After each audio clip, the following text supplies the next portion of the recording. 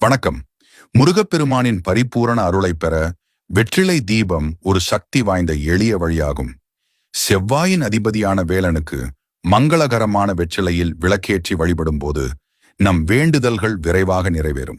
செவ்வாய்க்கிழமை அல்லது சஷ்டி நாட்களில் ஒரு தாம்பூலத் தட்டில் நுனிப்பகுதி உங்களை பார்த்தவாறு 6 வெற்றிலைகளை வைக்கவும். காம்புகளை கிள்ளிவிடவும். ஒரு அகல் விளக்கை வையுங்கள். அதில் நெய் அல்லது நல்லெண்ணெய் ஊற்றி ஓம் சரவணபவம் என்று மனதார கூறி தீபத்தை ஏற்றுங்கள். வெற்றிலை செவ்வாய் கிரகத்தின் அம்சமாகும். முருகனோ செவ்வாய்க்கு அதிபதி. அதனால் வெற்றிலை தீபம் ஏற்றும் போது ஜாதகத்தில் உள்ள செவ்வாய் தோஷம், நிலம் சம்பந்தமான பிரச்சனைகள் மற்றும் தீராத கடன் தொல்லைகள் நீங்கும் என்பது நம்பிக்கை. வெற்றியின் அடையாளமான வெற்றிலையில் தீபம் ஏற்ற காரிய தடைகள் விலகி வாழ்வில் வெற்றி உண்டாகும்.